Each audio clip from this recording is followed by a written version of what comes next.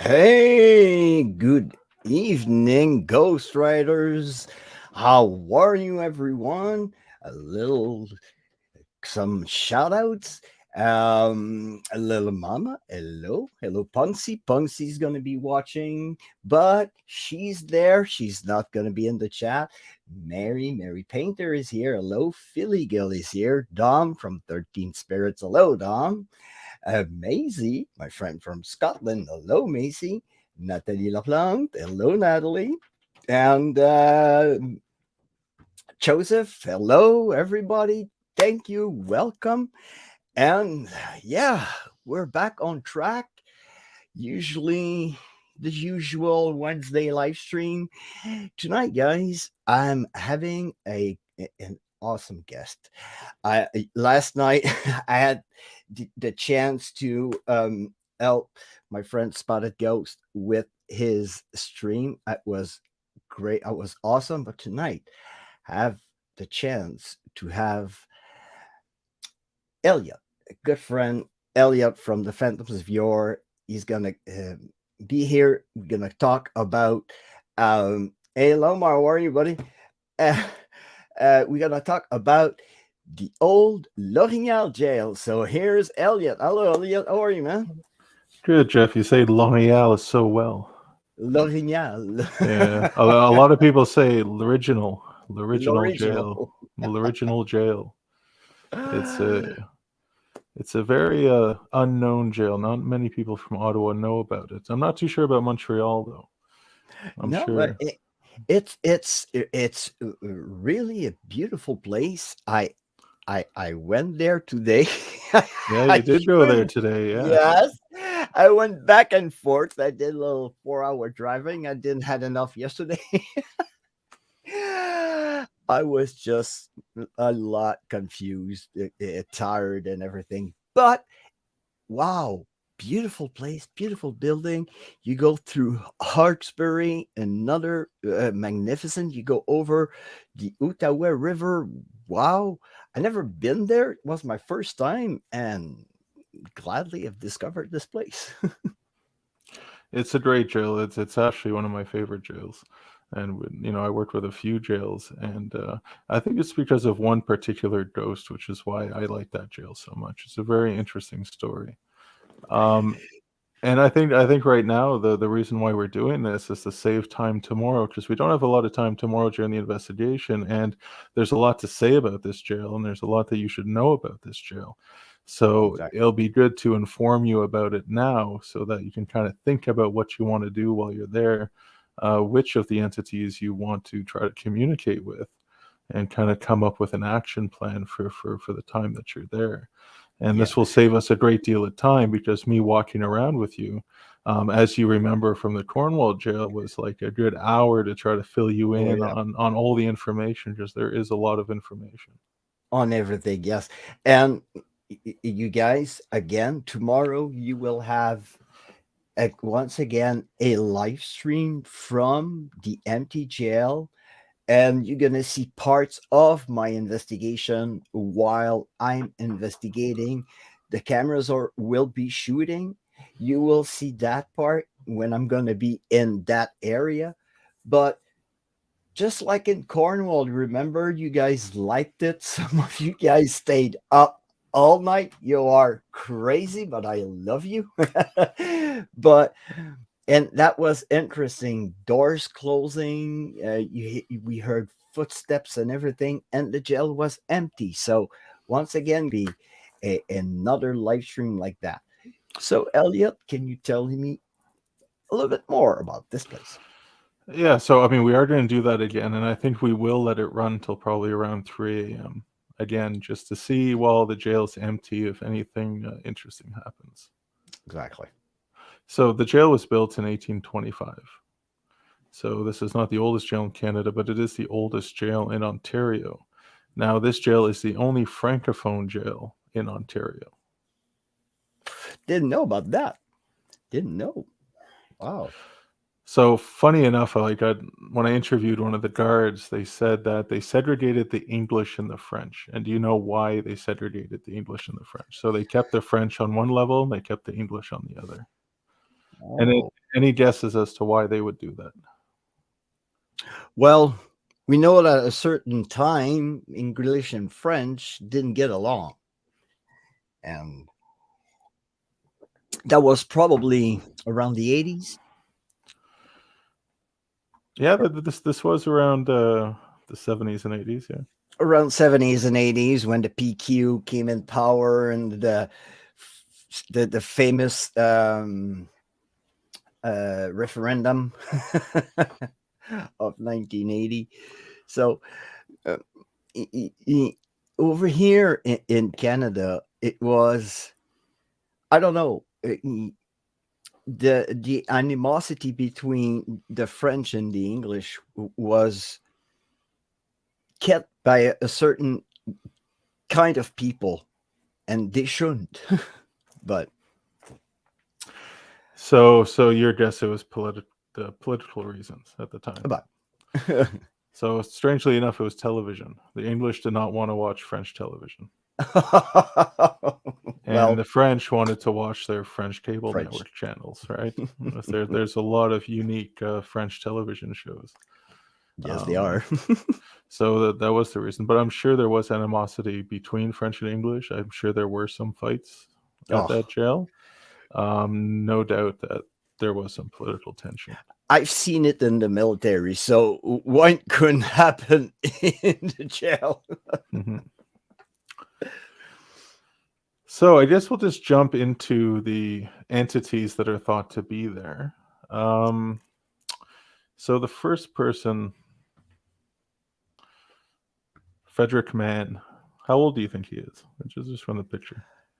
From the picture, I would say 12, 13 years old, but he was probably, I would say, 30, because he had probably the kind of illness that makes you look young. He was a 17-year-old boy.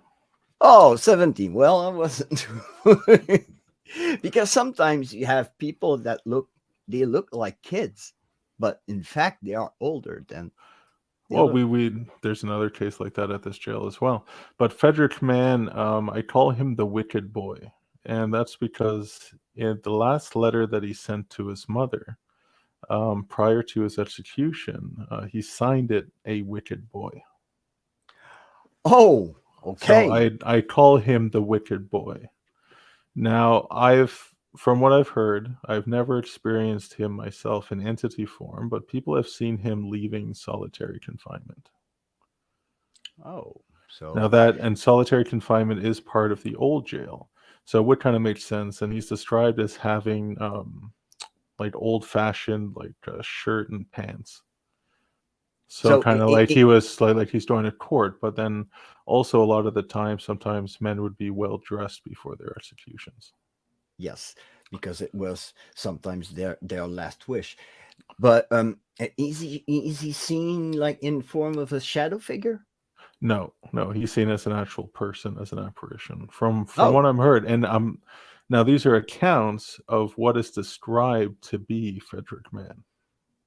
well, So the only person that what people describe fits his profile. well, just hope that we'll try to catch him. And hello, Elena. And yes, Elena, you were close. Elena said 16, and he was 17. You were close, Yeah. Elena. So he was the first execution at the L'Oreal jail. He had a horrible crime. He left England because he committed a lot of smaller crimes, and he ended up leaving his family behind and immigrating to Canada. He went to Montreal, and there's an account that he tried to poison a family he was working for in Montreal, but he wasn't successful. Wow. So he ended up then going to Chute-de-Blondeau, which is just outside of Hawkesbury. It's like East Yes. Hawkesbury. And he was working for the Cook family, and he killed 5 members of the Cook family. Oh boy. Okay. Wow. And that house still stands. And I always look on the marketplace to see if it ever goes for sale, because I would definitely be interested in buying it, because I've had patrons come to the public investigations telling me when they were young they used to stay there in the barn as kids, and they would experience all sorts of things. Well, So a quintuple murder. yeah, so he was infatuated by one of the younger girls, one of the daughters, and he was in love with her, and they were in the barn, and she turned him down. He went, I guess, in a rage of being rejected, and took a rope and strangled her to death. She screamed, and then the mother came running out to save her, so then he strangled the mother to death. And then the sons came, and then he took an axe, and then he killed 2 of the boys. The third boy was able to wrestle the axe from him, and he took off, but he had a horrible wound on his leg, and he later died from the axe. Wow. And they caught him across the Ottawa River. So he destroyed that family. It was a horrible crime. It's and what was the year about 1883, I believe. 1883. So Where are we? Yeah, so Frederick Mann, 1883. and back then the mental illness. Hello, a positive Pikachu. Back then, mental illness wasn't a thing known. So probably he was in a state of, like you said, he became in a rage. Probably he didn't like being rejected. And I mean, Jeff, you are completely spot on. So mental health was his main defense. His aunt was in an asylum in in the UK. the UK. So mental health ran in the family. So I was able to collect the lawyer notes from his defense lawyer, and I have this like Wow. long PDF of like all the defense notes, but I can't read it because the writing was so goddamn bad at that time. Ah. Like it's like scribbling. Like you'd have to blow up and analyze every single letter to try to make this out. It is such bad handwriting. But then that's how it was back then. We're just not used to it now. Yeah. The heavy cursive. Yeah, and it was different also, and it goes what I was telling yesterday, because some people were complaining recently of the app I use, Spirit Talker, because we had Latin and Old English words coming through, but back in the 1800s they were speaking like that, so. You will have those English words, even if you have a spirit box. You will have sometimes those old English words. Yeah, so I mean, he's a person that you would expect a English response from, because I don't think he was fluent in French. Yeah. I don't think he was well educated. Now, interestingly, his father died by train in the UK with his brother. And I'm just thinking, I'm like, okay, so he was a young lad, and his father and brother died when he was young, and they died by train. And trains in the 19th century did not move that fast. No. I'm just thinking, how did two people, a father and son, die by train? Is this more mental illness? Because I found this information. I reached out to his ancestors. I said, do you have any more information about this? And they said they didn't. So, I mean, unless we go to England and go into the archives and try to find any type of report about the death of his father and his son. But, I mean, I'm trying to figure out how, like, someone suggested, well, maybe the son got his foot stuck in the track and the father came to try to get him out. And I'm like, it's pretty hard to get your foot stuck in a track. Or they were trying to get on the train and fell on the tracks and trying to rescue him. Probably he got run over. We don't know. It's just one of those mysteries. And it's good to do some questioning around that. Like, how did your father die by train, Frederick? If you're here, can you tell me about that? That's going to be really interesting and see if that goes anywhere. So Frederick Mann is definitely somebody, you know, you want to try to reach out to. Try to get in contact. For me, he's just such an interesting character because of the multiple murders, the poisoning of the family in Montreal, his immigration. Why did he come here? Why did he choose Canada? You know, and then signing off. How? Because remember that a boat ticket back then, even in third class, was some sort of very expensive for a 17-year-old boy without any parents. Actually, I had a conversation with him about that. A conversation with a historian about that, actually, not too long ago. I'll see if I can find it. I know some people would do clandestinely. They would hide sometimes in the life rafts or places like that. If they got caught, they would be sent to the brig or the jail of the boat. Okay, so he stole somebody's identity to get on the boat that got him here. So he didn't get. He was living in the life of crime. Oh, for sure. And he was only 17 when he was executed. That's crazy. So it's the way, probably because late 18th century UK, the Industrial Revolution, you had to be tough to survive, and that kid was ready to do anything to survive. He lived in a bordello growing up, a bar bordello. So he did have a really rough upbringing. I mean, let's say he wasn't raised on a bed of roses. No, absolutely not.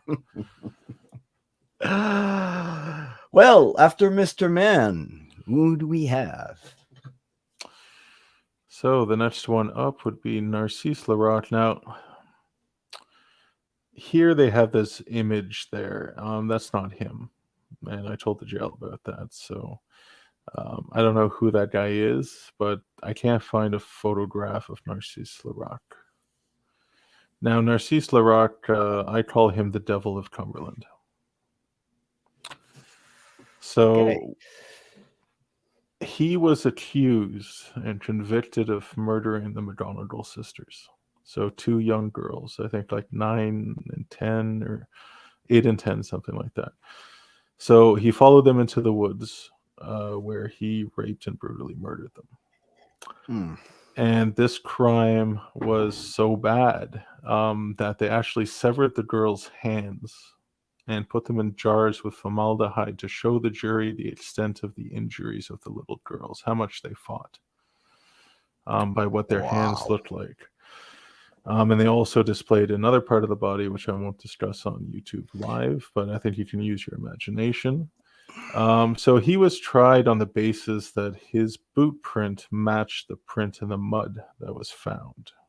He claimed he Hmm. was innocent, and he showed no remorse for the girls or anything like that.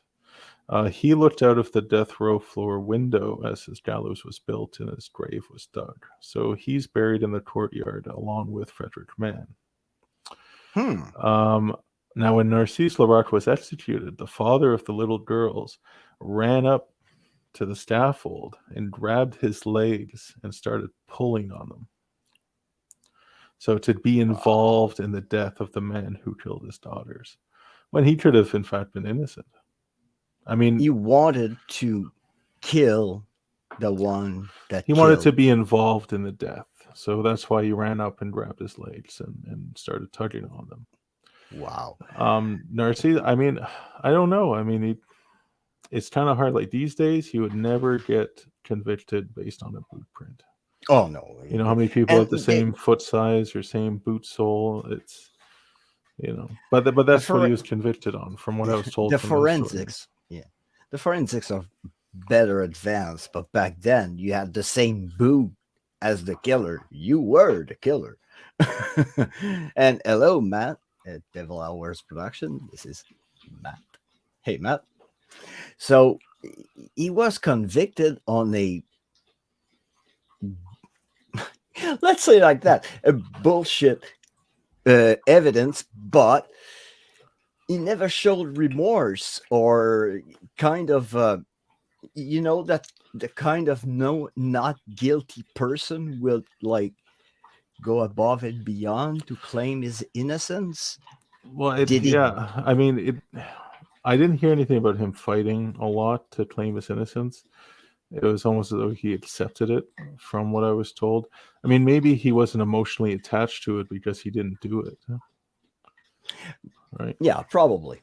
Or, I mean, maybe he was involved somehow. Who knows? I mean, we'd have to go to the archives. We'd have to dig up the trial transcripts. We'd have to read through them. And to get those, you'd have to make an appointment. You got to get a certain card, and it's a huge process. But hopefully, with one of the projects I'm working on, I'll get, I'll find out more information and get access to those trial records. But for now, that's the information I have to give to you about Narcisse. So they called because there was a book written about him, and if you can find it, I want a copy because I can't find a copy. I've been looking everywhere. I reached out to the author, emailed him, and I said, "Look, I want a copy of your book." He says, "Even I don't have a copy." Is it in French? No, it's in English. It's in English, okay. Yeah. So And hello, Anthony. if you look it up, it's called "The Day the Devil Visited Cumberland," the story of the McGonagall sisters. I heard that title somewhere. Yeah, I mean, I think it went around quite a bit in its time. I think it was written in the 90s, I maybe the heard early that title. 2000s. The Yeah, title is not really unknown to me. so he accessed the transcripts, and he actually has the pictures of the severed hands in that book of the little Wow. girls that they showed to the jury. So, I mean, maybe that's why there's not many of them out there, because of the graphic images inside. Probably. I But think even the though, Ottawa Library might have a copy, and I might track it down one day. and that's the bad thing. People will get upset on certain pictures and anything. If you go and try to document yourself or go and study and do research on a certain type of crime, well, you'll probably get some of those pictures along the way. So Mhm. don't play, oh, look, there's severed hand. Yeah, well, in the trial, it is written that in the trial they use those hands to. So it's not trying to be gruesome. It's just putting the historical facts at their right places. That's all. Dom, I don't remember the author's name. I would have to look up the book. It was years ago I reached out to him. I mean, like years ago, probably 2018, maybe 2019. So you guys, you have a mission. Look But it up. if you Google the day the devil visited Cumberland, the Cumberland. McGonagall sisters, um, you can probably find it on Google because it is listed, but I think 8 Books has it listed, but there's nothing available. Well, when I last checked, which would have been years ago, so if there is one, let me know and I'll order it immediately. And I want a copy as well. Yeah. I mean, they should turn it to an ebook. I mean, why not? Everything should be an ebook. Much easier. Yeah, exactly. So, So who is number 3? so, yeah? So Narcisse Yeah. is Narcisse Larocque. The only information that we have are the information that Elliott gave us. Don't really know much about the gentleman. The only fact is that he was accused and hanged from the killing of those 2 little girls based on a book print. Yeah. Oh. That's Narcisse. So all these guys were upstairs on the death row floor, which is where the life will be. So it'll be interesting. And that's where the weird bassinet is that moves. So Clement Gayet. Clement Gayet was a bigger guy, and he came from Montreal as well. And I believe it was to the Alfred area where he moved. So here's a better image of him here. Yeah, you see, he's kind of He's a broader, yeah. He's got some good shoulders. So I call him the angry drunkard. I think that if he didn't drink alcohol, he wouldn't have been violent. I think he had a substance use issue with alcohol, and when he drank, he was violent. So he attended a poker game, and he was drinking. And then afterwards, he went up to his employer. Hold on, got a picture of him. Mr. Culligan, and they got into an argument about the hay he laid out or something, and he just impulsively, angry, grabbed an axe and started cutting him up with the axe. Now, Mr. Culligan's son tried to intervene, and he ended up killing the child as well. Oh, with the axe. So it's axe murder. And that was a problem back then because they were curing like practically everything with alcohol. You had a toothache, have a shot, and so some of them found relief in the bottle, and some of them were really bad drinkers. So yeah. He was charged with attempted murder of a police officer in Montreal as well. And I saw Dom that he said he was a port worker in Montreal. So, and seeing the size that he's got, yeah. Back in those days, you had to be a big boy to work on the docks. So he is the one who I believe is the Shadow Man. I believe that Clement Gayet is that Shadow Man that is seen in the courtyard, because he is buried there. Now, the Shadow Man has been seen by prisoners for a very long time, and I have a interview with Guy Rouleau talking about this, and he was a court interpreter. So I can play that interview if you want to hear about the Shadow Man. Yeah. I know that when Lamar and Chelsea were there, probably like 2 or 3 years ago, the Shadow Man was obsessed with Chelsea. The Shadow Man tends to like women. So women, I mean, Jeff, you may not get his attention. He seems to like to touch women. Anyways, Lomar, of course. I mean, I have some clips later to show you of like I have a guy who saw the Shadow Man and he was just freaking out, and we have that on film. Well, yes, we'll show it. And so I will play the interview for you. It's a bit long, but I mean, Guy is a very good storyteller, so I think you'll enjoy him talking about the Shadow Man. So now, I have not experienced. I've been there all the time in the dark in the courtyard. I have not seen the Shadow Man yet. So you're gonna play the... Hi, my name is Guy Rouleau. I'm proud enough to say that I was a court interpreter and translator on staff with the Attorney General here in Ontario for over 35 years. It has been my pleasure to make the acquaintance of inmates that have frequented the L'Orignal jail complex over the years. I'll be talking about those little secrets that are basically hidden from the community at large, that were related to me by different inmates at different times that I've had the occasion and pleasure to befriend over the years, and that have been quite candid in their comments about what they saw from a paranormal standpoint here at the old L'Orignal jail. These three inmates that I can recall over the years, over my past 35 years, spoke to me about the same exact phenomena that would have occurred at the same exact location at the old L'Orignal jail over the span of 35 years. These are three individuals that did not know each other, that were up for charges that were unrelated, and that were serving a sentence, albeit brief, here at the L'Orignal jail at different years and at different times of the year. They had seen a mist, what I would term it as a spectral aura that would appear right immediately behind me, which is what is called the southern exit of the L'Orignal jail. It's a spectral aura that was, from what they told me, colorless, but had a definite shape to it, with outlines, an outline that was type of blackish and gray. This aura would appear in between 12 noon and 2 p.m. in the afternoon.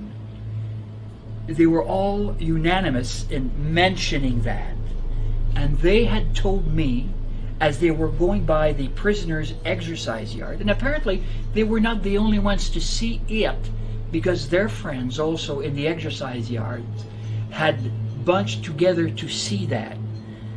I'm not saying that this was blanketly true on 3 occasions, but at least on a couple of occasions over those 3, they were not the only ones, but they were surrounded by a tiny crowd of those prisoners that were allowed out in the exercise yard. This spectral figure did not move, did not do anything, but just appeared there. And appeared there for, I didn't go as to the duration in which they appeared, but it was there and they saw it quite distinctly. But they saw that spectral figure. It was there. It was of a, as I say, a semi-solid form. And as I say, when I make a movement with my hand, it seemed as if there was sort of like a head. They all described the same thing. It was rounded out the head and just like a tad bit of the shoulders, and then straight down like this. If a death sentence was handed down, the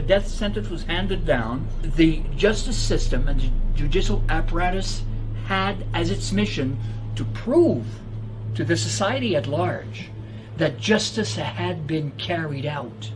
And they did this by handing out, I say tickets, but they're casual invitations, if you wish, as gore as this might sound, for people to attend the hanging, to see those that were convicted being hanged, and then going out and proclaiming to the community at large that justice had been done. So the L'Orignal jail saw its share of that. Many deaths also within the complex itself, many deaths during the years. Are these spectral apparitions tied to any of those events? I do not know, but I can tell you that as a fact, that 3 individuals over the course of my 35 years with the Attorney General told me on 3 different occasions, unrelated offenses that they were serving, that they saw the same thing at the same exact spot where I'm standing in right now in between 12 noon and 2 p.m. Wow, that was interesting. He's really interesting in the way that he tells the story. Wow. Yeah, I love G. He's a really great guy. He's a bit repetitive in what he says, but I mean, it was definitely a great interview. So yeah, I mean, if you want to go out in the courtyard in complete darkness, and well, there's something else that was interesting. So I was told by a community member that the neighbor of the jail in the house is a priest. And he reports that at night when he goes out to his back deck, he can hear crying from inside of the courtyard. Well, I will test a device. Well, actually, it's an app, yes, but it's a LiDAR. Works like a little bit like a radar.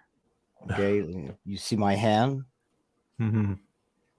It uses the lasers of your camera to catch stuff. So I will set it on a tripod and leave it on the yard. So if somebody passes in front of the LiDAR, well, we'll know it's not us. It doesn't hurt to try anything, whether it's an app or not. Give it a shot, see if anything happens. Yep. But I that's me. That's only me. I trust what Neil is trying to put up for paranormal investigators to try and capture great evidence. And I told him I will try it and be really honest about it. Like all the devices and all the apps that I've tried. Yeah. Some of them, I will say they are crap, but some of them, they are good. A good thing about the courtyard for when you'll be there tomorrow is that there's a giant tent set up in the courtyard right now. And this is for a theater presentation of The Last Hanging that they do there every June. So this is the last year they'll ever do it. But because you have an enclosed tent, there's some equipment you can use in there without any real environmental disturbance. So it's kind of nice to have that there because you're still in the courtyard.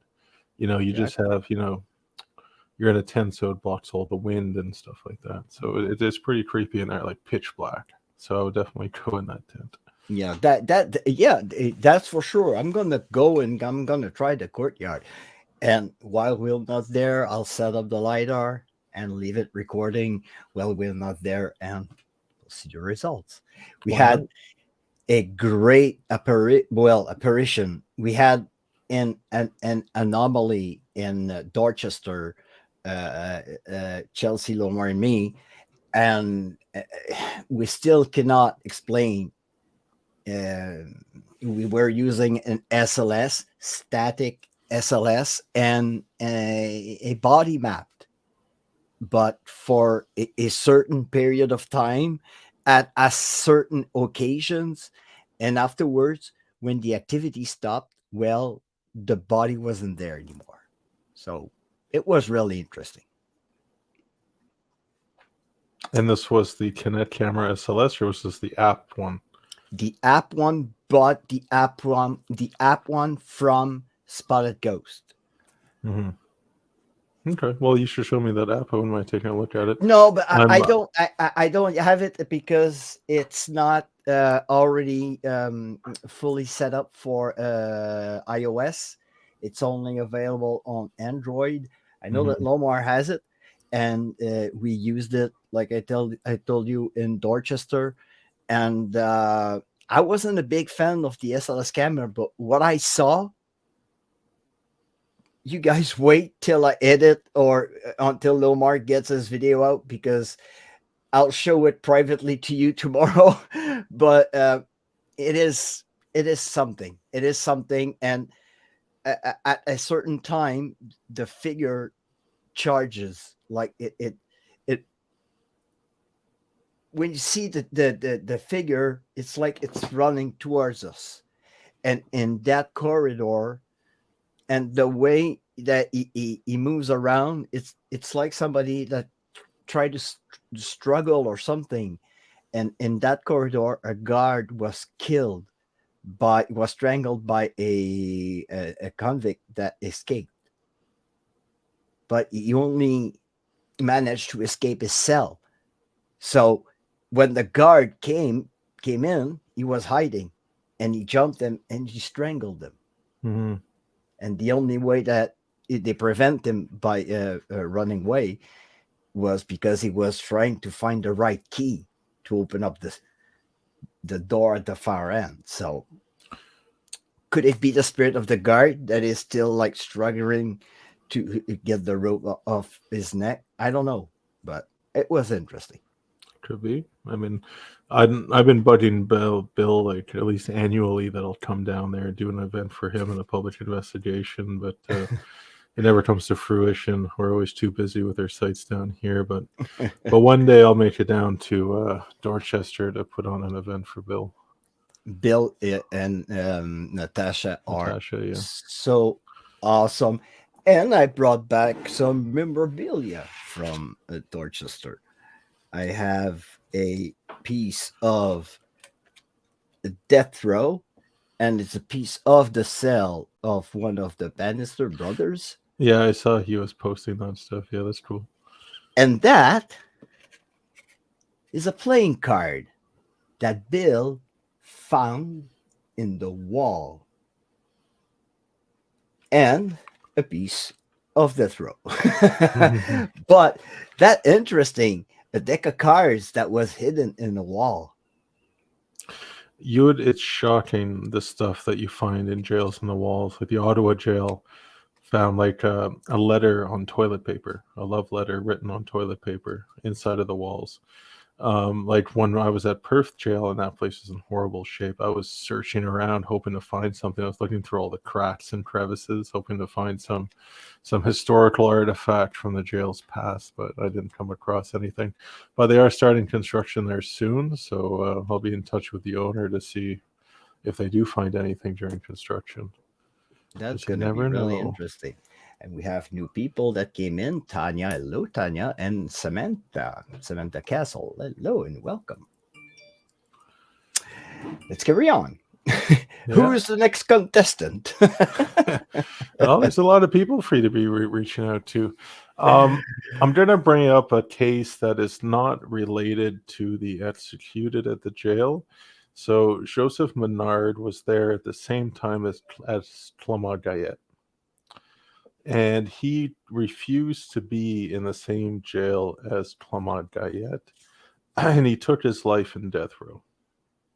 Oh, he was like he was awaiting transfer to the Rockwood Asylum. So Joseph Menard chopped his wife's head off with an axe. So. Another charming gentleman. This is a very strange story. So he was sent to Rockwood Asylum before this happened because he was acting funny around his employees and he was acting weird at home. So his wife and his co-workers came together and had him admitted to the Rockwood Asylum.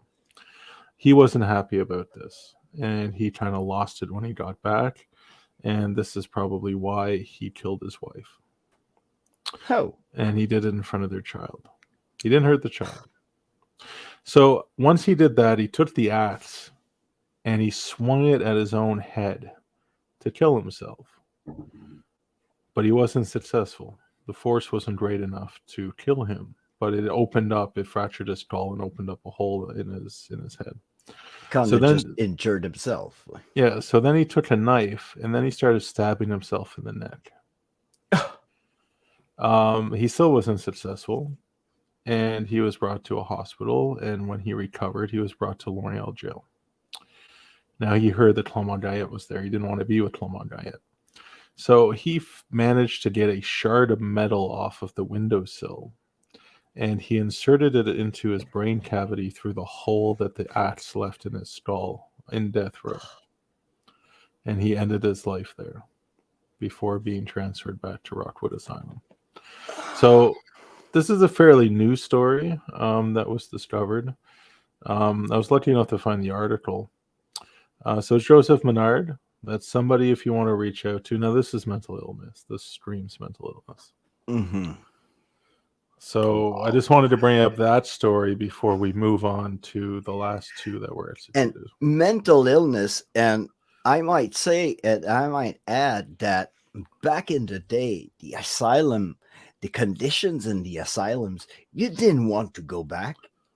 When you went there once, you didn't want to go back. Of course not. And it was probably a case like Henry Seguin. He managed to find a way to beat whatever, like Henry Seguin was the gallows, but for that gentleman was going back to the loony bin. Well,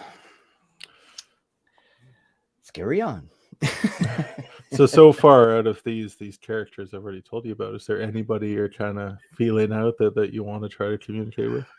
Well, the two first one, Frederick Mann and Narcisse Leroux. Frederick Mann and probably Clement Guyette too.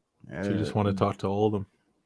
Well, probably being a Francophone and trying to speak to him in French. Probably I'll try to trigger something. I don't know. And I've tried it with Henry Seguin, and it worked a bit with Henry Seguin. And I just like trying stuff. So, and we'll see how the evening leads us also. So.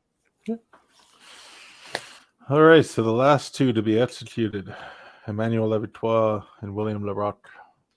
So this was insurance fraud.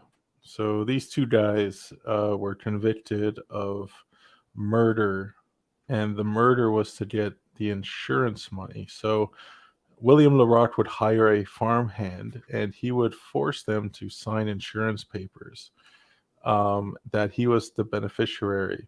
So if they died of a work accident, William Leroux would get the money, get the policy claim. So he did this once, and he got away with it, but the whole community was suspicious. So when he hired the second guy and murdered him and made it look like a horse accident. With I forget what those big tractor things are. They sent for a special detective from Ottawa to come and investigate, and it was found that he was actually murdered with a pitchfork. And they were both arrested for the crime, but they were only charged for that murder, not the first one, because they couldn't prove it. Now, William Leroux is a very, very twisted guy. Just look at his face. He doesn't look right. Yeah. So he was just a nasty guy. And for me, he's the guy you don't want to confront at the jail. I do it sometimes because I just think he's a nasty guy and I believe that he's there.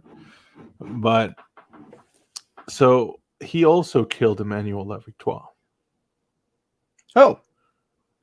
Now, not in the sense that he was actually physically murdered him, but Emmanuel Levitois was considered a bit of a simpleton. Okay, so low cognitive ability. Okay, so he was manipulated to take part in the murder, not the actual murder, but in setting up the staged accident. And to play along in the story, right? So he was, manipulated into it. He was so sad and scared when he was in prison, and they were sent to Kingston Penitentiary before they were brought back to L'Oreal. He lost so much weight right? That the executioner used his weight going into the system, not the weight he was when he was executed, to do the math for his hanging. For the length of the rope, yeah. So his neck didn't break, and he hung there for 20 minutes, slowly strangling to death. And he spent the entire time crying that he was imprisoned because he was so scared. So if he had a low cognitive, state, then he could have had the mind of a 12-year-old or 11-year-old. Really, we don't know. And I just had a case similar in Dorchester, the case of the Bannister brothers. 2 kids, 19 and 21 years old, that their mother used to kill a man and kidnap a baby. Mm-hmm. And they had the cognitive abilities of 6 and 7-year-olds. They didn't even know what was happening when they had the noose around their neck. Well, they were hung back to back, weren't they? Yeah, they were hung back to back. And one of the brothers even told the hangman that the rope was too tight. And when he went to loosen the rope, he told the boys, say your prayers. And the trap opened, and they strangled for 21 minutes. Well, that's the average time for when the neck didn't break. It would take around 20 minutes. Around 20 minutes. Right. So imagine, it was common back then. Botch executions were common stuff back then. So it is horrible. It was around 740 Canadian official executions, but there were many that weren't official that did take place. Yeah. So, and the gentleman that killed that guard, I forgot to say that he was hanged on the spot, no trial. They took him up, put a rope, and just opened the trap. And to forbid or to make as an example to the others, the bars were cut and that cell was condemned. Mm-hmm. So to continue the story of Emmanuel Levitois, he was executed before William Larocque. So after he strangled for 20 minutes, it was William Larocque's turn to get up on the scaffold. And he proclaimed to the crowd, with like a smirk, "You all just killed an innocent man." Oh my God. So this is why I say he murdered him, because he could have any time during the trial got him off by saying, I manipulated him. He did not take part, right? He didn't. He waited for the system to kill him to say, you all just killed an innocent man. So that's how sick William Larocque was. Oh my God. You just seeing the eyes of the guy on the picture, you see that he's not right. He's got something going on up there. Oh my God. It's horrible. And I think that the Bannister brothers were hanged the same year that those two. Those two were hanged in 1933, right? It was a year of double executions, right? Yep. Because the Bannister brothers were the last double execution in New Brunswick or in Canada, but they were common thing, double executions back then. Well, these guys weren't hung back to back. I think because they were brothers, I think they made an exception there for them to die together. But because I know that the last double hanging at the Don jail, I think was the last hanging in Canada. It was, and I think the guy got his head. I think his head severed. Yeah. Well, his name. It wasn't something. Some people would take it like as a party. Some people would, there's a hanging today. Let's go and have a picnic and go watch somebody get hanged. Other times, other mentality. Yeah. So So I didn't tell you about Frederick Mann. So when he was hung, he actually strangled to death as well for 15 minutes or whatever it was. His tippy toes were touching the ground. So while he was strangling to death, he could feel the ground with his toes. He was just like barely touching the ground. Yeah, his tippy toes were dragging on the ground. Probably struggling to try to get some weight on it to relieve some of the strangulation. Relief of the pressure on his neck. Yeah. There is an interesting artifact. So if you can see in the background of the screen, you see the little metal object with the hook, kind of like a horseshoe coming out of it. The very bottom of the screen in the photograph. Right by the post of the gallows, going down. Yeah, I see it. Yeah, so that is one of the counterweights used in an execution. So the long drop wasn't the only style. Another style was where a counterweight would be dropped, and the rope would hoist you up in the air, and they hoped that would break your neck. Yeah. So it was so heavy that they left it there. Wow. It's you just see it barely, guys. Yeah, it's like 280 pounds, I think. Put ourselves. No, not like that. I can get it just off the ground. Oh, when you're there, go ahead and try. I don't know if you guys see it. It's right on the bottom of the screen, on not the further leg, but the leg that is more in front. The one on the right, you see there's on the ground, there's like a piece of concrete with a hook on it. So you'll take a picture of it when you're there. Yeah, I'll show it to you when I'll be there. And I want to investigate that, because that's the area where the actual gallows was. So where the actual gallows was is now a part of the newer building that was added to make the jail more humane. So a nurse's office, a schoolroom, chaplain's office, kind of like the same as Cornwall Jail. You know how I told you about the added space in the back? Yeah. Well, every jail went through this, because before that they didn't have, a chaplain's room or a nurse's office or a social worker's office. So all the jails added this wing in the 1970s, 80s to make it more humane. So where the gallows originally were is now the nurse's room. Oh, okay. But that gallows in the backyard, was it an actual emplacement of a gallows? No, the gallows. Okay. The gallows were built for every individual. In most cases, they would not reuse gallows. They would build them for each execution and take them down.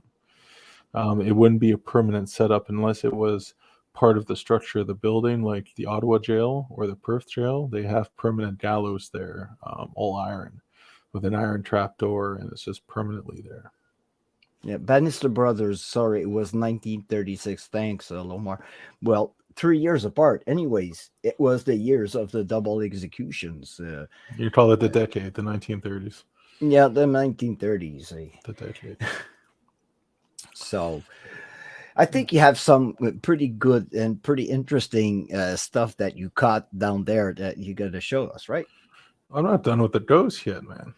No, you're not done with the ghost. I'm sorry. No, we got more. So there's a woman who has been seen by people there who pops her head out of the staircase, under the staircase, actually. There's a holding cell there. And this is the holding cell where the warden would talk to the, misbehaving prisoner through a little hole. And it's a weird holding cell. So people say when they're in the hall, they see her head pop out of that little room. Now, the only death of a woman that I know of was Anne Lett. And Anne Lett was a lunatic in the 19th century who thought the world was going to end. And she took her own life in the jail. Now it's funny. So in the written report from the governor, it seems like the wording really, they were pushing hard to ensure that this was not the fault of a staff at the jail. So she took her own life with a string.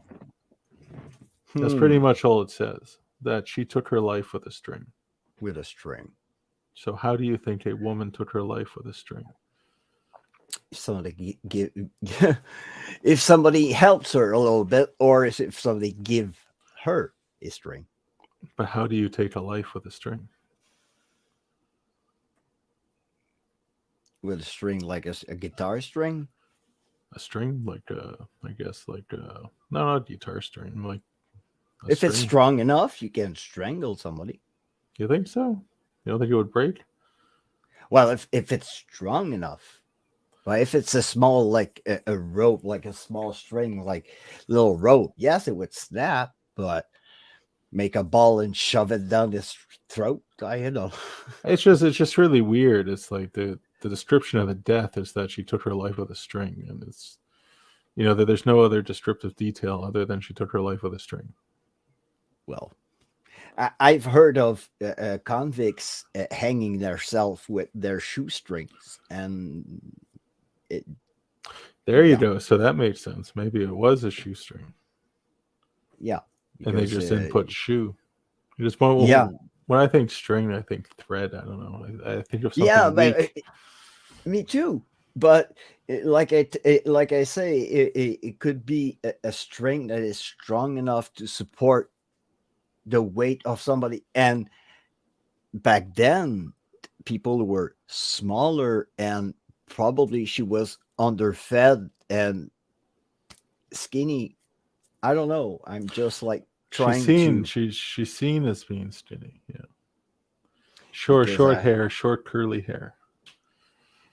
heard stories of people being in prison because they were stealing food or stuff like that. So it could have been, but with a string. Yeah, with a string. Yes. With a string. Well, you So can ask her when she's there. How did you take your yeah, life with a string? And see if she gives you any responses. So the last try, spirit that I we'll want to try to bring. catch an AVP again. Yeah. I'm sure you'll get stuff. Everybody gets stuff at this jail. So this is my favorite spirit. This is why I love the jail so much, even though I think that she's afraid of me because I'm such a big guy. This is Petite Ruth. Petite Ruth. Yeah, I've heard stories, and when I was in Nova Scotia, Lomar told me a little bit, but can you tell the audience who is Baby Ruth or Petite Ruth? So Petite Ruth, we don't know what her conditions were. We can only assume that she had a form of dwarfism because she was around 3 feet tall. When you look really at her face, you're like, well, maybe she had Downs. But I mean, she was highly intelligent. She spoke both languages, English and French. She loved the jail. I don't know. We really don't know, but she died in her 30s at the jail. Now, the governor always lived at the jails. Until a certain point in the 20th century, they lived at the jail. So Ruth lived at the jail, and she loved the jail, and she loved to follow her father Felix around the jail when he did his rounds. And people experience her singing and like skipping, going up and down the stairs. We see her as a shadow figure. When we see her, she is this little tiny shadow. Very now we caught her once during one of the public investigations when I locked people up in the jails. So we kind of did a role play thing, lock people up in the jail in complete darkness, and if they pissed me off, then I would put them in a scary place. I don't know what you're talking about locking people up. It's all part of the tourism scene, right? So it's just something we did back before COVID, and then once COVID hit, something changed. So here is a shadow that we cannot explain, which is exactly how we see Petite Ruth. And maybe she followed me here because there's nobody in here other than one person I locked in a cell and the woman I'm bringing into a cell. And Eric is the one who's filming, and there's no other light sources, only the IR from the camera. So let's see if you can see the shadow figure.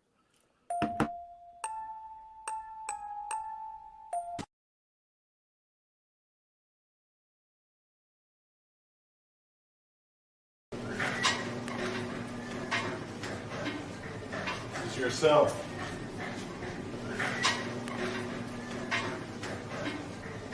This is yourself. This is yourself. And it's just about the height of 3 a feet, small yeah. person, When yeah. we see her, like she does that across the hall. I've seen her in the bathroom, and it's that size, a little black shadow that kind of moves around the jail. It's like she like, I don't want to say that she stalks people, but she's more curious and she follows, and she's more interactive with family-oriented people who have families, more with women, and we think that she's the one who pushes the bassinet upstairs. Now, mind you, I've also thought that maybe William Larocque, because the bassinet is right outside his cell, that he's the one pretending to be Petite Ruth to fuck with people pushing that cell or that bassinet. That's just my thought on it. I don't know. Well, I no. personally have not seen that bassinet rock. I've had YouTubers there who experienced. I think Lomar maybe experienced it. It's hard to keep track of all the people, but I know that it happens for real.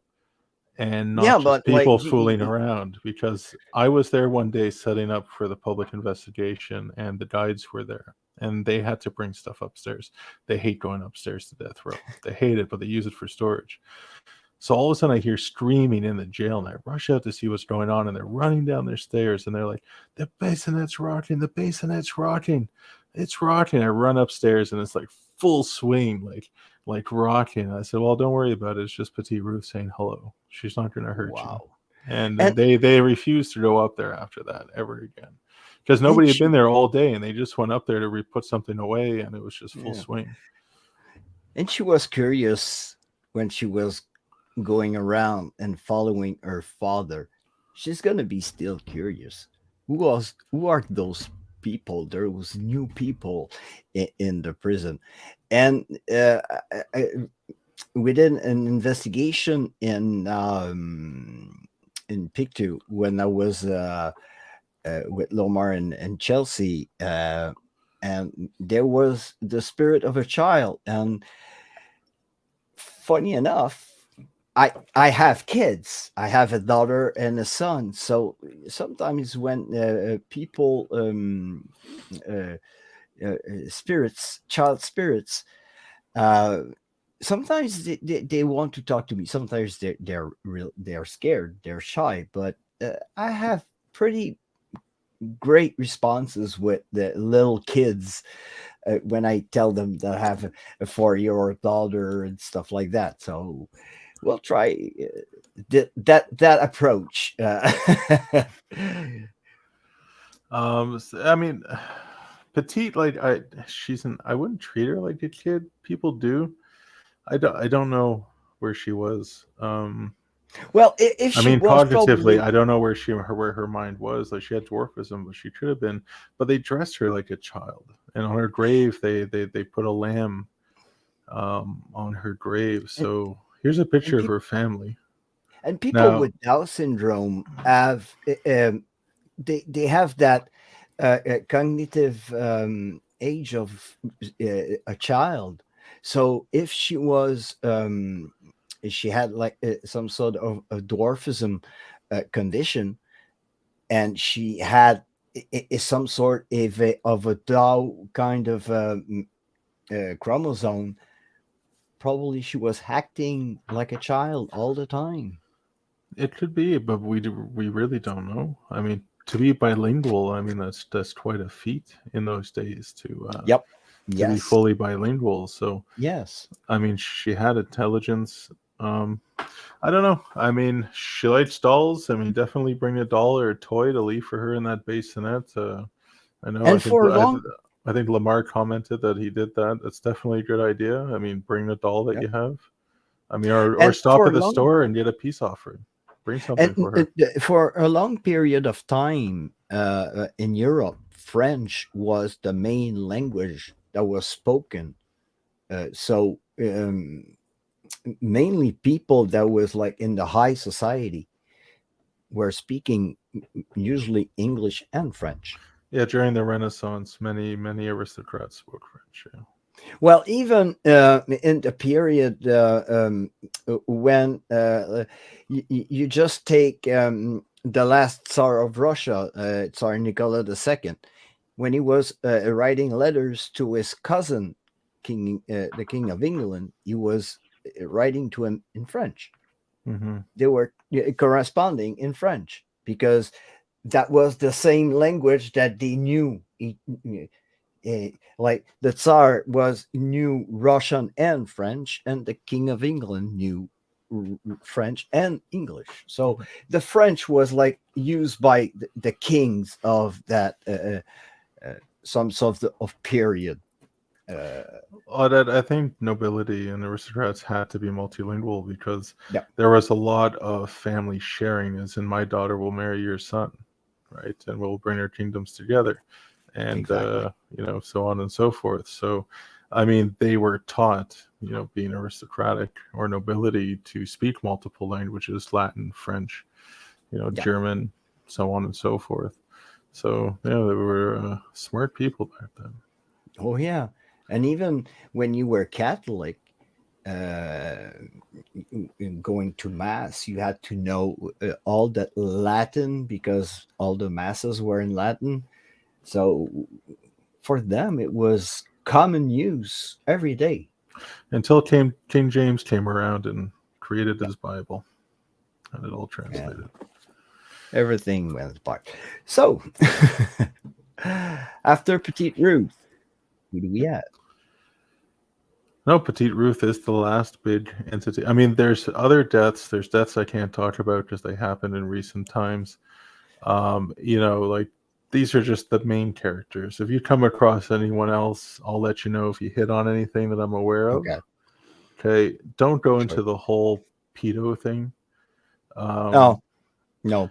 There's no pedophile there that I know that died. I've had people come to book the place, and they No, spend no, no, half no. the time talking to pedophiles, and it's like, okay, well, if a pedophile was here, they served their time, or they went to Kingston Pen to finish their time. They didn't die here. Exactly. They weren't murdered And here, so just don't get into that whole thing. no, and it's not. It's not my cup of tea. I'm more the historic kind of guy, and I want to talk with those early in the 20th and late 19th century spirits, because those are the people, and I want to know how they lived. How was it? Mm-hmm. And to to verify if our knowledge of that period, like late 19th century, if it was really as gruesome as we know it. So, Well, I mean, yeah, Jeff, you're a yeah, super nice guy to the ghosts, and I thanks. mean, if you're nice to William LaRock, I'll probably run up there and start giving him shit because I won't be able to take that. So there's some you can be nice to, and others you really shouldn't even bother with. Yeah, but it's just me. I'm the kind of guy that likes to be nice, and well, if he comes and be an asshole to me, I'll probably be an asshole to him. I would love to see that, Jeff. I would love to see asshole Jeff. I think that's something everybody Yeah. here would want to see. They want to see Well, I asshole think Jeff. last night some people saw Angry Jeff because I kind of went all in on a certain kind of people that like to leave bad comments on they think it's funny to bully people and go around and calling people names and So trolls are your weakness. well, not really weakness. It's just like when you attack my friends, I'm not a big guy, but like pit bulls are not big dogs, but they're really vicious. I'm kind of like the same. If you go to my friends and be mean to my friends, I'm not nice. So, but I tend to want to being respectful to spirits. I know that some of them did some bad things in their life, and I know that yeah, to killing 5 people or those gruesome acts that that some of them did, they paid with their life. But well, I'll see how it goes. And I've always say, if he was a bad person in life, he will probably be in the afterlife, and it will be to me to judge. All right. Well, then I'll hope that I see some asshole Jeff tomorrow. Just a little bit. I'll see if one of them piss you off. At Dorchester, you had the concern and really stressed and wanted to get out of that fucking cell, Jeff. I mean, hey, hello, Joe. A little accident happened to me while doing a scene in the Dorchester jail, and luckily Natasha had the key to open up the cell because I got locked in a cell over there on death row. It was funny. But at any point, did they decide just to leave you there just for a little experiment and just walk For away? shit and giggles, I was already trying to figure out a way to get out of there. So if I bring some tie straps, can I lock you up in death row tomorrow on the live feed? Well, like, knowing that I can get out, I have no problem. But when the cell door locked, we didn't know if Natasha had the key. That was the You thing. should have got a locksmith eventually to come down. Yeah, I know. Or but even though it's kind of stressful, but knowing that the thing can open, I think it's in Cornwall that the locks have been removed and you can like open freely. Yeah, so for safety reasons, because it's a Yeah. public tourism spot, they have to remove all of the locking mechanisms. But it doesn't mean, like, I've brought tie straps to lock people in. I've used handcuffs. I've used chains. There's still ways there's still ways to lock you in. Yeah, I know. And I've even tried a pair of hello, Mary. I've tried a pair of 19th century shackles and Dorchester just for shit and giggles, going around with shackles on my feet and wrist. Mhm. And they were small back then. I'm small, but they were small and they hurt. Oh boy. Mhm. They're very uncomfortable. I mean, they aren't created to be comfortable. No. So, yeah, I mean, other than that, a few little things I'll tell you when we're there about the jail, like where the gallows were, where the bodies are buried. If you want, I can not tell you where the bodies are buried, and we can see if you can find them just out of I'll your try. just out of your tools, just to see where the three, because they're buried in a line somewhere. And Well, I'll try because again in Dorchester and Cornwall, some of the prisoners were buried in the yard. And well, I know that in Cornwall they did a parking lot, so most of the bodies have been removed, but some of them are still there. In Dorchester, they don't know where they are, but you can barely see on the ground. There are like depressions in the ground, so those could be. you'd have to find out where the fence was, and it would be within the fence. Oh, okay. A jail like Dorchester could have had its own private graveyard specifically for that somewhere, because there's a lot of green space around it. But there's nothing marked. There's there wouldn't be.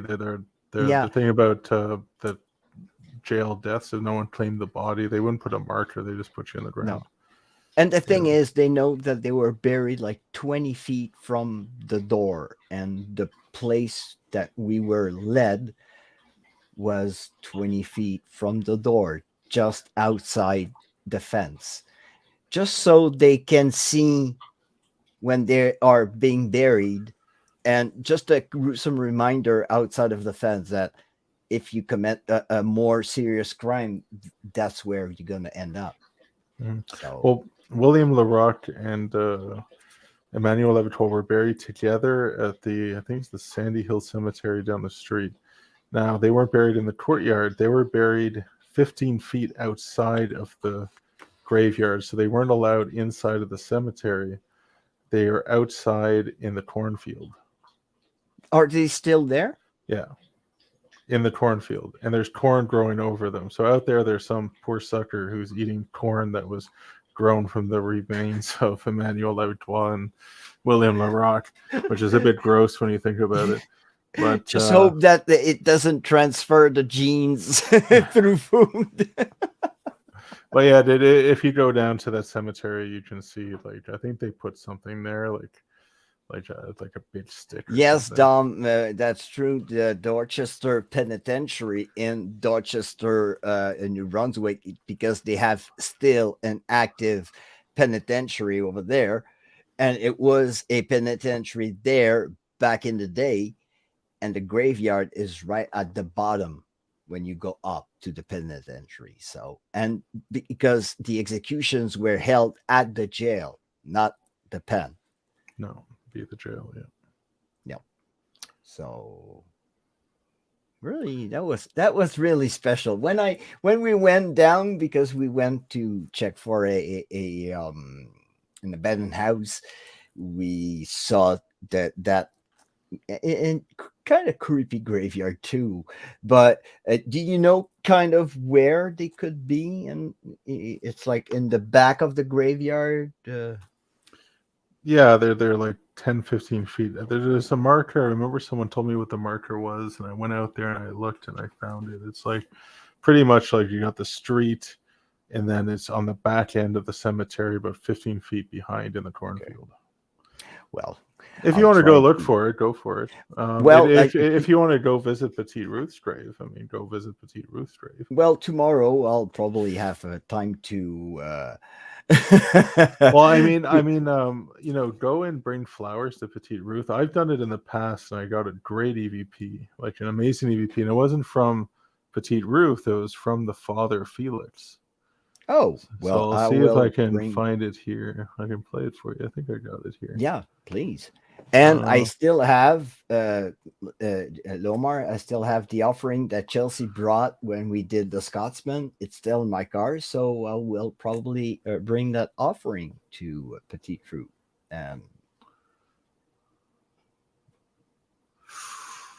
Well, here it is. Okay, so Eric and I are upstairs. It's during a heavy storm, and it's just him and I alone, and we're trying to talk to Petite Ruth. And then we get this male voice come through saying, "Can't see my daughter." So it's like Felix is saying, "I don't see her here." Okay, just a moment. Elena, have a good night. Take care. And thanks for dropping by. And your episode yesterday was awesome. I watched it yesterday. Wow. Sorry, Elliott. Oh, no worries. That was a thought coming from up top. Can't see my daughter. Can't see my daughter. Can't see my daughter. Oh my God! Yeah, we didn't hear it on the spot. We said that was a thud up there because of the thunderstorm. We heard the thunder. Wow! Oh my God! I thought my breath that I caught at the Citadel in Halifax was good, but that is grade A. Wow! Yeah, I mean, it's like the amazing thing with this is that, like, when you have English investigators and you get a French EVP, and you're like, okay, these people are not speaking French. Like, where did this French voice come from? And you know, you put these people up there all by themselves. So here's a good example of that, of a French voice among English investigators, and they're completely alone up there. Would you like to come out and maybe do some reading? Did they give you books when you were here? Books are awesome. Like, you can learn a lot. Become very smart while you're in here. Do you like music?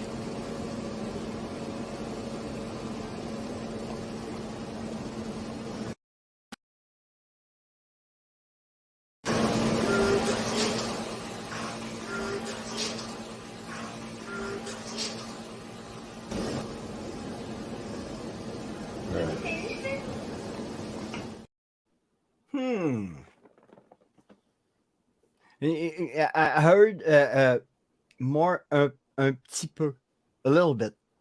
You heard Un a petit peu. petit peu. Yeah. Yeah, I mean that's why. I mean the thing about EVPs, they're so hard to prove. So that's why Yeah. I always have a question mark beside them because I don't know. You know, like if we find something, we pass it to each other without the suggestion. If we agree on something, then we'll kind of put that over it. But yeah, I mean the most fascinating voice for me is the Grudge voice at L'Oreal Jail. I've captured this voice on different nights with different people, and it's super creepy. Have you ever seen the movie The Grudge?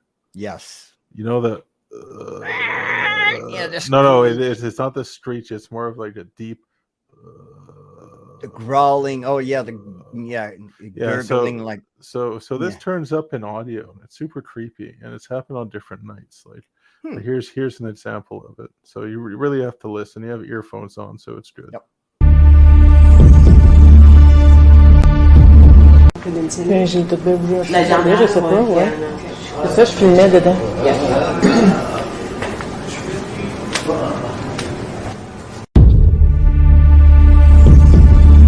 Bien, mais est-ce qu'il peut toucher ça?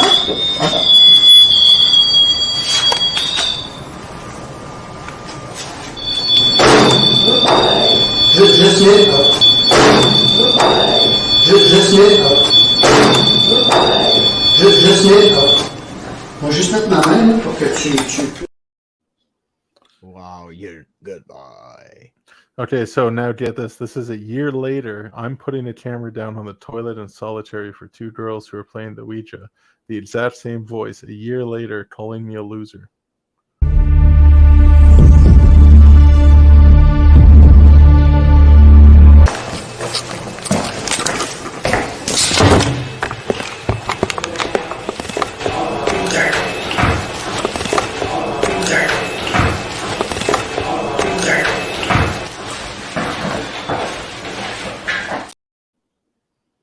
Wow, that was clear. Yeah, so here's the same voice saying Ruth, like Petite Ruth.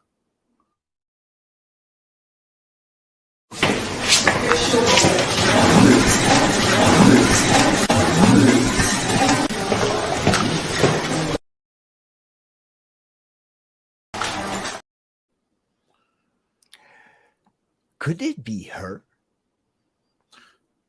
And Could she had a kind of no, I think it could be like Annette with the whole string around the neck. Like if her, it sounds female.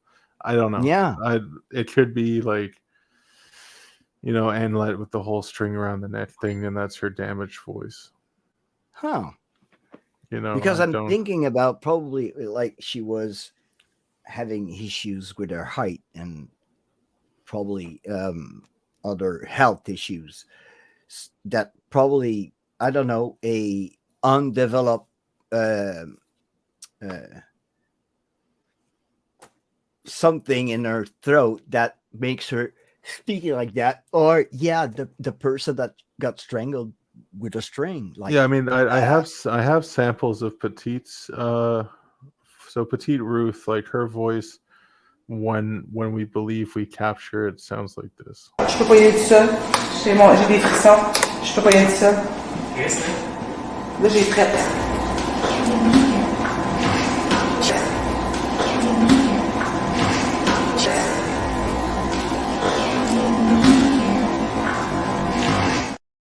yeah, it's more inviting kind of a voice. Yeah, so we were told by a medium, and the only reason why I believe this medium is just he knew things about the jail, like a birth happening there, a cat being there, the exact cells where certain people were. That's not public record.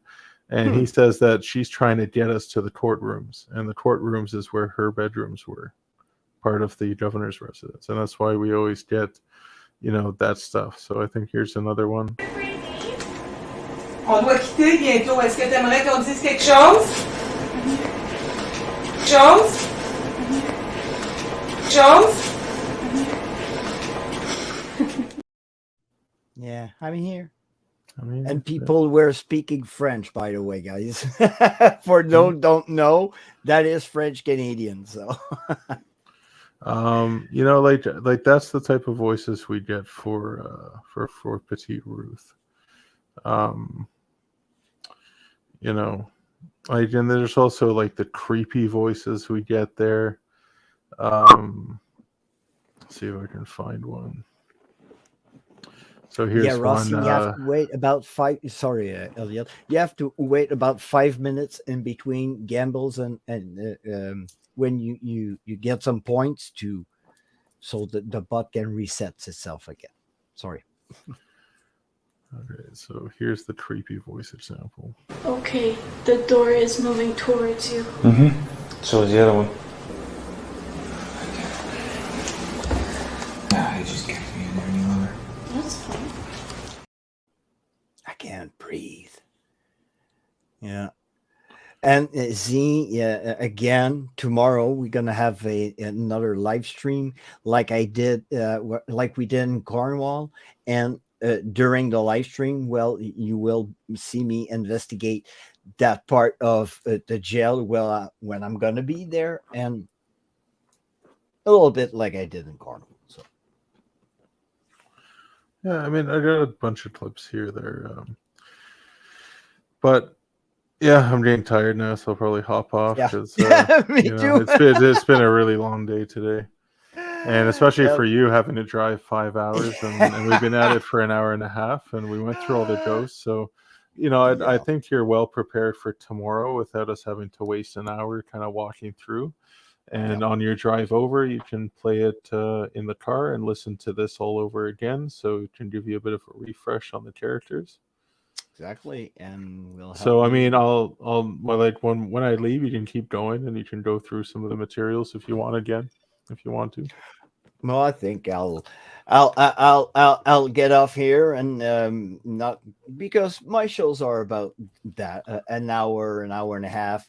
I don't want to get people bored too much and there's other creators out there that give that have great content. So thank you so much, Elliott. I can't wait to investigate that place and see you tomorrow because wow, once again, I think have some fun and we're gonna have some a great investigating in front of us because I loved what I've did in Cornwall, and I think I had some pretty decent stuff in Cornwall, and I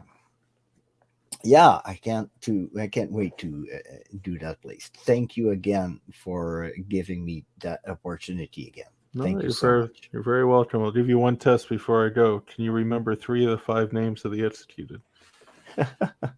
I don't have a good memory. Emmanuel La Victoire. There you go. There's one. And you got William, the other guy, the Crazy Eyes. And okay, I'll give you 2 Crazy Eyes.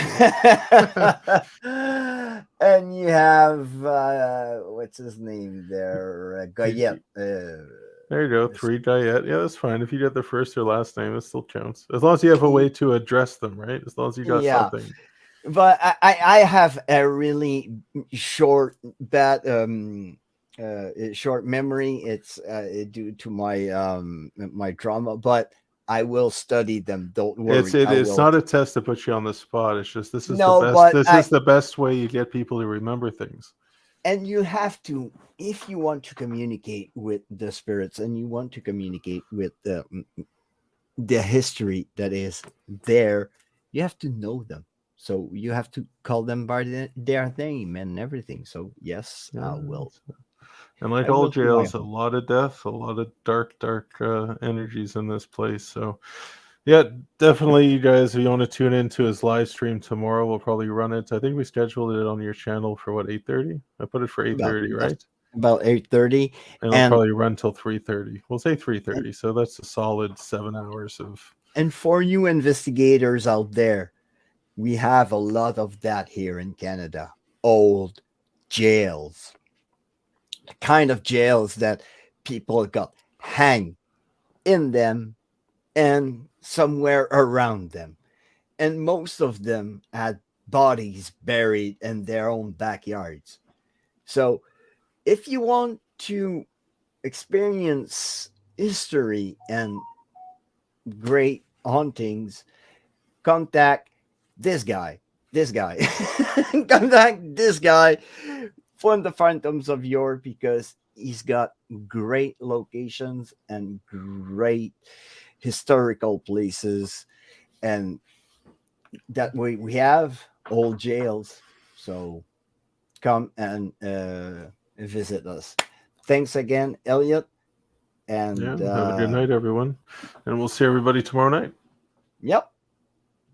So until then, guys, thank you again for being here. Thank you for playing the games, and be there tomorrow and watch that investigation and listen up to whatever comes in. So until then, you had diehards there last time. You had people who were there till like 7 in the morning. Because I fell asleep. I was supposed to shut it off at like 3 a.m., but I passed out in the hotel, and I forgot to shut it off, and it ran like right till morning. Yeah, we had some people, people that live in Europe that were already up and watched it. So thank you again for those diehards. And you guys, I'll catch you guys on the next paranormal adventure. Bye-bye.